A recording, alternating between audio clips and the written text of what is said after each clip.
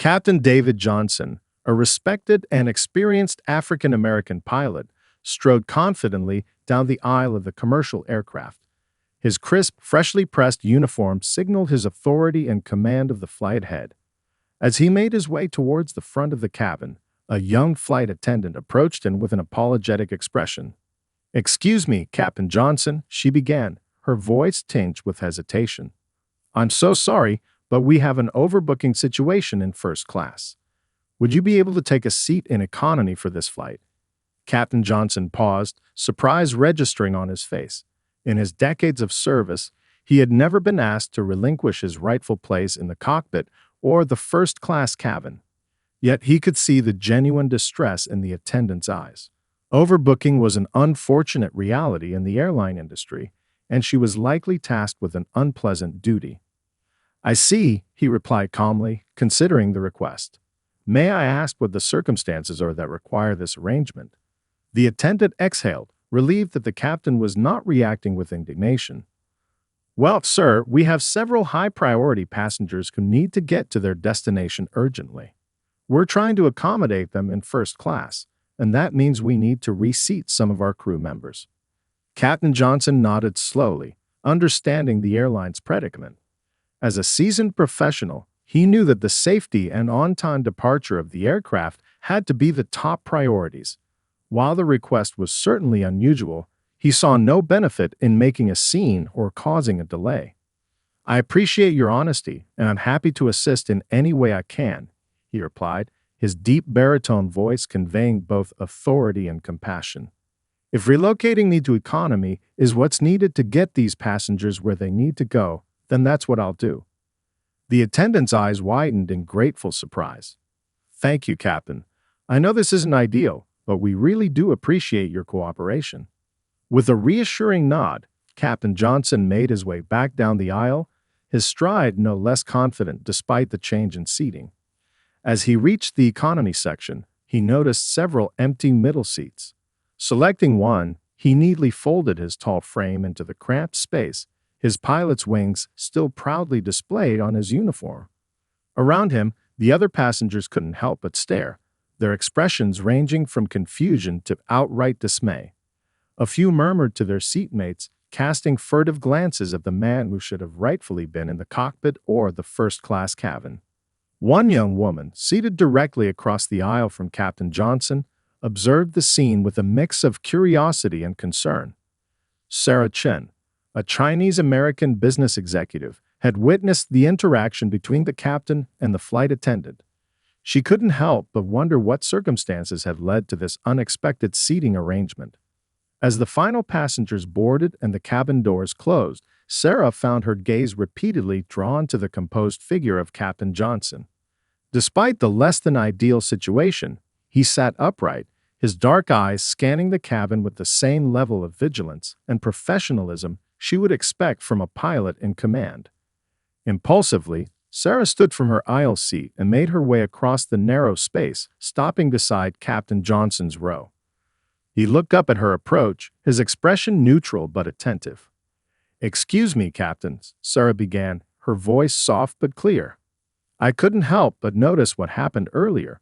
I just wanted to say that I, for one, appreciate your willingness to accommodate the airline's needs. I can only imagine how frustrating this must be for you." Captain Johnson met Sarah's gaze evenly, his expression conveying a quiet dignity. "Thank you, miss. I appreciate your understanding. The airline is in a difficult position, and I'm happy to do what I can to help resolve the situation." Sarah nodded, a thoughtful look crossing her face. "If you don't mind me asking, how long have you been a pilot?" "Well over 20 years now," Captain Johnson replied. "I started out as a co-pilot right out of the Air Force, and I've worked my way up to become a captain on these commercial flights." "That's impressive," Sarah commented. "I can only imagine the dedication and hard work it takes to reach that level. And yet, here you are being asked to step aside, quite literally, for this flight." The captain offered a small wry smile. "It's the nature of the job. We have to be prepared for the unexpected and adapt as necessary. While this isn't the most convenient situation, I'm sure the airline is doing what they feel is best to get everyone to their destination safely and on time." Sarah's brow furrowed slightly. But surely you must feel at least a little frustrated. Giving up your rightful seat in the front of the plane, doesn't that bother you? Captain Johnson considered her words for a moment before responding. Of course, I would prefer to be seated up front. That's where I'm most comfortable and where I can best fulfill my duties. But the reality is, this isn't about me or my personal preferences. It's about ensuring the safe and efficient operation of this flight. He paused, his gaze briefly scanning the curious faces of the other passengers. My role as a pilot is to get these passengers to their destination, no matter what challenges arise. If that means I need to adjust my seating arrangements, then so be it. The important thing is that we all arrive safely. Sarah's expression softened, and she offered the captain an admiring smile. You know, you're absolutely right. I can see why you've risen to the rank of captain. Your professionalism and dedication are truly inspiring. Thank you, Miss, Captain Johnson replied, inclining his head slightly. I'm just doing my job to the best of my abilities. Now, if you'll excuse me, I believe we're about to get underway. As Sarah returned to her seat, the captain settled back into the narrow confines of the economy class chair. Around him, the other passengers had resumed their conversations, though he could still feel the occasional curious glance in his direction. Undeterred, Captain Johnson focused his attention on the safety briefing, mentally reviewing the procedures and contingencies that were second nature to him. Despite the unorthodox seating arrangement, his commitment to the task at hand remained unwavering. As the engines roared to life and the aircraft began its steady climb into the sky, Captain Johnson couldn't help but feel a twinge of wistfulness. This was his domain, his realm of expertise, and being relegated to the back of the plane was a stark reminder that even the most seasoned professionals sometimes must adapt to changing circumstances. Yet, even as the city below shrank into the distance, the captain's resolve remained firm. He would fulfill his duty to the passengers, the airline, and himself, regardless of where he was seated. For Captain David Johnson, the mission was what mattered most. As the aircraft climbed higher into the clear blue sky, Captain David Johnson settled into his cramped economy class seat, his gaze fixed steadily ahead. The change in his seating assignment may have been unexpected, but his commitment to the safety and well-being of the passengers never wavered. Around him, the other travelers resumed their in-flight routines, some rifling through magazines, others tapping away on laptops, and a few dozing contentedly. Yet, every so often, Captain Johnson would catch the curious glances of those seated nearest to him, their expressions a mix of surprise and unease. Undoubtedly, they were puzzled by the sight of a pilot in full uniform occupying a middle seat in the economy cabin. It was an unusual sight, and one that seemed to defy the natural order of air travel. Captains belonged in the cockpit or the first-class cabin, not relegated to the cramped confines of the rear of the plane. But Captain Johnson paid little heed to the sidelong glances and whispered exchanges. His focus remained steadfast, his mind attuned to the rhythmic hum of the engines and the subtle shifts in cabin pressure. After all, he had spent decades mastering the intricacies of flight, and his expertise extended far beyond the confines of the cockpit. As the seatbelt sign blinked off, signaling the end of the initial climb, the flight attendants began their routine service. Captain Johnson politely declined the offer of a complimentary beverage, his attention diverted by the sound of raised voices coming from the front of the cabin. Craning his neck slightly, he caught a glimpse of two agitated passengers engaged in a heated discussion with the flight crew. From the snippets he could make out, it seemed the pair had been bumped from their first-class seats to accommodate the airline's last-minute rearrangements. Concern etched across his features, Captain Johnson considered whether his intervention might be required. As a seasoned professional, he was well-versed in diffusing tense situations and maintaining order in the cabin. However, just as he was about to rise from his seat, a familiar voice interrupted his thoughts. "Excuse me, Captain Johnson." Turning his head, the captain found himself face to face with Sarah Chen, the young woman he had spoken to earlier. Her expression was one of genuine empathy, a stark contrast to the frustration and confusion he had observed on the other passengers' faces. "Is everything all right up there?" she asked, her tone laced with concern. I couldn't help but notice the commotion at the front of the cabin. Captain Johnson offered a reassuring nod. It appears there's some disagreement about the seating arrangements, but I'm sure the flight crew will be able to resolve the situation. Sarah's brow furrowed slightly. I see. Well, if there's anything I can do to help, please don't hesitate to let me know. I may just be a passenger, but I'd be more than willing to lend a hand. The captain's lips curved into a faint smile. That's very kind of you, Miss Chen. For now, I believe the situation is under control, but I appreciate your offer. Sarah returned the smile, her eyes shining with admiration. You know, I've been watching you since you boarded. The way you've handled this whole thing is just, well, it's incredibly impressive. Most people would be livid at being asked to give up their seat, but you've been so gracious about it. Captain Johnson inclined his head slightly. As I mentioned before, my role is to ensure the safe and efficient operation of this flight. Personal inconveniences are secondary to that primary objective. I wish more people shared your perspective, Sarah mused, her gaze drifting towards the squabbling passengers at the front of the cabin.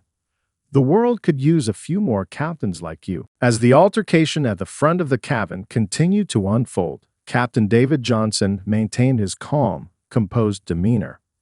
Despite the disruption, his focus remained unwavering, his attention attuned to the rhythmic hum of the aircraft's engines and the subtle shifts in cabin pressure. Around him, the other passengers had grown increasingly unsettled by the commotion. Whispered conversations and concerned glances filled the air as they tried to make sense of the unexpected seating arrangement involving the captain. Sarah Chen, seated across the aisle from Captain Johnson, watched the scene unfold with a mixture of curiosity and empathy. She couldn't help but admire the pilot's steadfast professionalism, even in the face of such an unusual circumstance.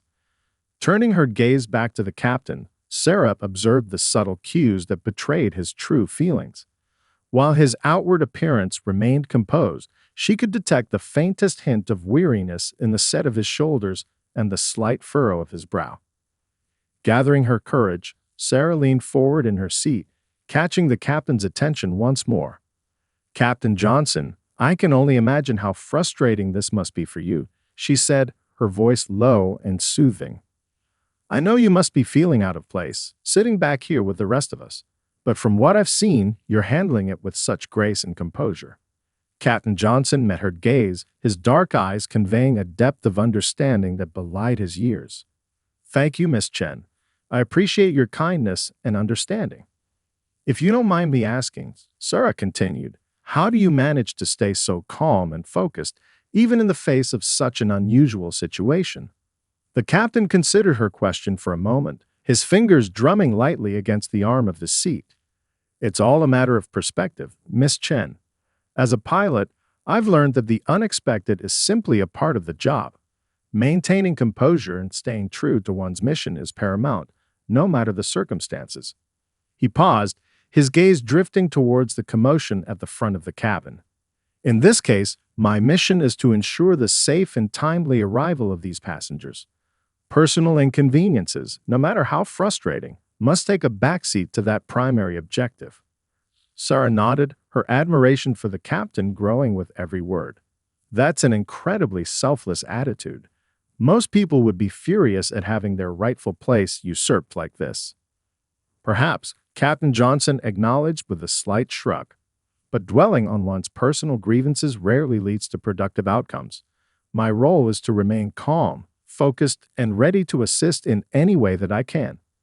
As if to punctuate his words, the captain's attention was drawn to a sudden flurry of activity near the front of the cabin.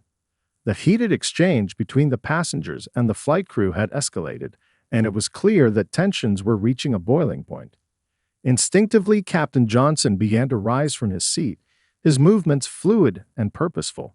Sarah watched, her eyes widening with a mix of concern and anticipation, as the pilot made his way towards the commotion, his uniform-clad figure commanding the attention of all those around him. As Captain David Johnson strode towards the front of the cabin, his presence seemed to command the attention of the entire aircraft.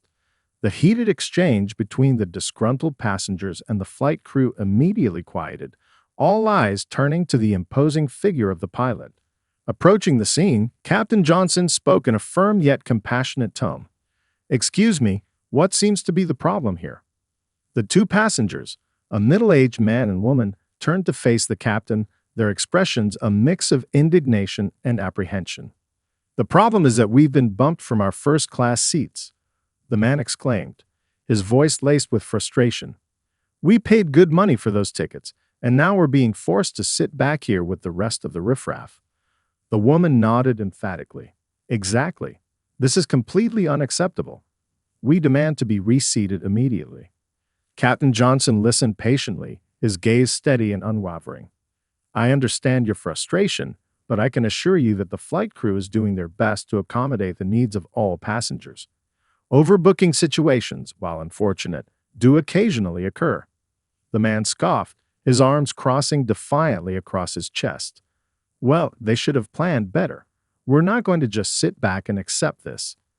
Sensing the growing tension, Captain Johnson raised a hand, his tone measured and diplomatic. "I understand your concerns, but I must ask that you both remain calm and cooperative. Causing a disruption will only serve to delay the flight and inconvenience everyone on board." The woman opened her mouth to argue, but the captain continued, his voice firm yet reassuring. "I can assure you that the airline is doing everything in their power to resolve this situation as quickly and fairly as possible. In the meantime, I would ask that you return to your assigned seats and allow the crew to do their jobs." For a moment, it seemed as if the disgruntled passengers might continue their protest, but something in the captain's unwavering demeanor seemed to deflate their resistance. With a huff of frustration, the man and woman grudgingly turned and made their way back to their economy-class seats. As the commotion subsided, Captain Johnson surveyed the cabin, his gaze sweeping over the various passengers. Many of them were watching the scene unfold with a mixture of relief and newfound respect for the pilot's handling of the situation. Sarah Chen, still seated in her aisle seat, caught the captain's eye and offered him a subtle nod of approval. It was clear that his calm, professional manner had not gone unnoticed. Returning to his own seat, Captain Johnson settled back into the cramped confines, his expression once again one of focused concentration. Though the unexpected circumstances had been a minor disruption, he remained steadfast in his commitment to ensuring the safe and timely arrival of the aircraft and its passengers. As the flight attendants resumed their routine service, the other passengers began to slowly return to their in-flight activities. But every so often, a curious glance would be cast in the direction of the composed figure of the captain, seated quietly in the economy cabin. For Sarah Chen, the experience had only served to deepen her admiration for Captain Johnson. In a world that often valued status and entitlement, his unwavering dedication to his duties and his willingness to put the needs of others before his own was a rare and inspiring sight. As the aircraft continued its journey through the clear skies, Sarah couldn't help but wonder what other challenges might arise and how the remarkable pilot beside her would rise to meet them. As the flight continued without further incident, the murmurs and curious glances directed towards Captain David Johnson gradually subsided. The other passengers, having witnessed his calm and professional demeanor in the face of the earlier disruption, seemed to have developed a newfound respect for the seasoned pilot. Sarah Chen, seated across the aisle, found herself captivated by the captain's unwavering focus.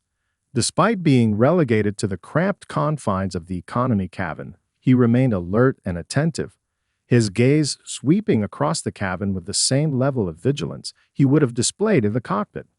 Inspired by his examples, Sarah decided to take a more proactive approach.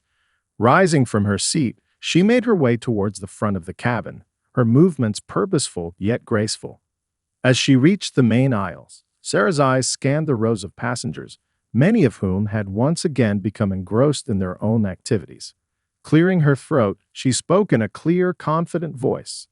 "Excuse me, everyone. May I have your attention, please?" The cabin fell silent as all eyes turned towards the young businesswoman. Captain Johnson, too, glanced up, his expression a mix of curiosity and concern. I know we've all had a bit of a disruption to our flight today. Sarah began, her gaze sweeping across the cabin. But I want to take a moment to acknowledge the truly remarkable individual sitting among us, our pilot, Captain David Johnson. A murmur of surprise rippled through the passengers as Sarah gestured towards the captain's seat. Undeterred, she continued, her voice warm and sincere. Captain Johnson has been asked to give up his rightful place at the front of the plane, all in the name of accommodating the needs of our fellow passengers. And yet he has handled this situation with such grace and professionalism, putting the safety and well-being of everyone on board above his own personal comfort. Sarah paused, her eyes meeting Captain Johnson's with a look of genuine admiration. I think we can all learn a valuable lesson from his example. In a world that so often values status and entitlement, Captain Johnson has shown us what it means to be a true leader, someone who is willing to sacrifice their own needs for the greater good. The captain's features softened, and he offered Sarah a subtle nod of acknowledgement, his stoic demeanor belying the emotion that stirred within him. Turning her attention back to the other passengers, Sarah continued, her voice taking on a more impassioned tone. So I'd like to ask all of you, let's show Captain Johnson the respect and appreciation he deserves. Let's give him a round of applause for his dedication and commitment to our safe passage. As Sarah's words echoed through the cabin, the passengers erupted into spontaneous applause, the sound of their hands coming together filling the air. Several of them even rose from their seats, offering enthusiastic cheers and whistles.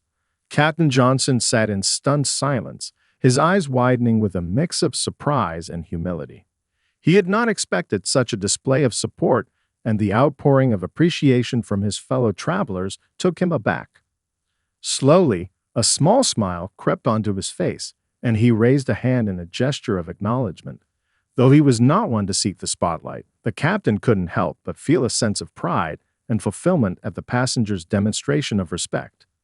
As the applause gradually subsided, Sarah returned to her seat, her eyes shining with a sense of accomplishment. She had not only recognized Captain Johnson's exceptional character, but had also inspired the other passengers to do the same.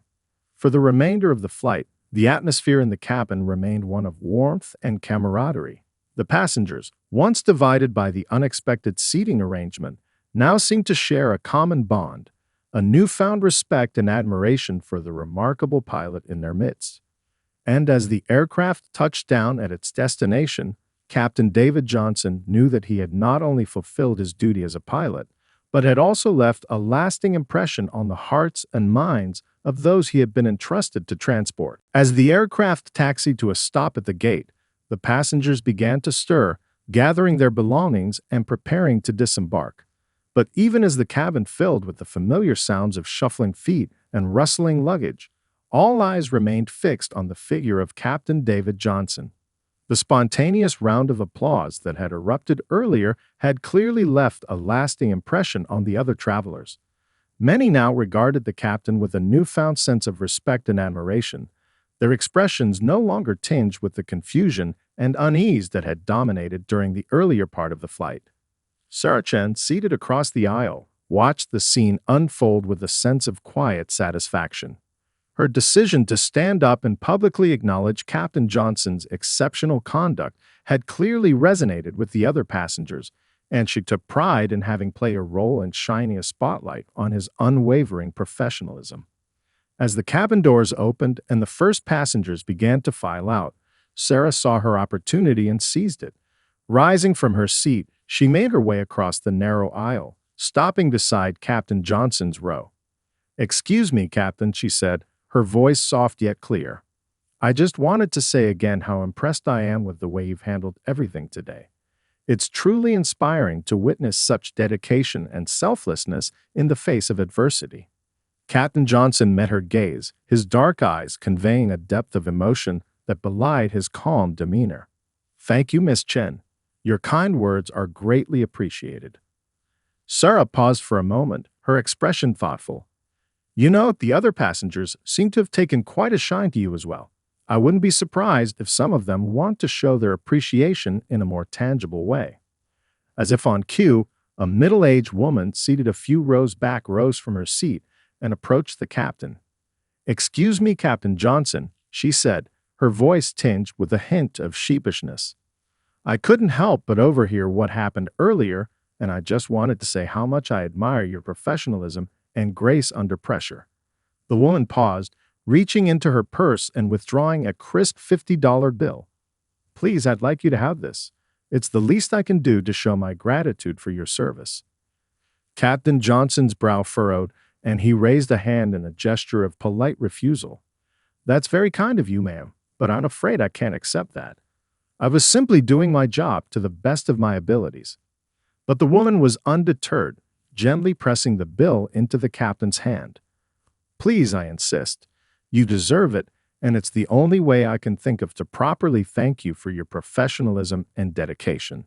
Nearby, another passenger, a young man in a sharp suit, rose from his seat and approached the captain. "Captain Johnson, I couldn't help but overhear as well. As a frequent flyer, I can honestly say that I've never witnessed such exceptional leadership and composure from a pilot in my life." The man reached into his pocket and withdrew a sleek, titanium-framed business card. "I work for a major aviation company, and I'd be honored if you would consider joining our team. We're always on the lookout for exceptional talent like yourself." Captain Johnson's eyes widened in surprise, and he opened his mouth to respond, but the young man cut him off. "Please just think about it. The offer stands, and we'd be lucky to have you on board." As the other passengers began to offer their own words of gratitude and appreciation, Sarah couldn't help but smile. It was clear that Captain Johnson's unwavering commitment to his duties had resonated deeply with those he had been tasked with transporting, and they were now eager to express their admiration in whatever way they could. For the stoic pilot, the outpouring of support was both humbling and unexpected. Yet, as he graciously accepted the kind words and token gestures, he couldn't help but feel a sense of pride and fulfillment, not for the accolades themselves, but for the knowledge that he had made a lasting impression on those whose lives he had touched.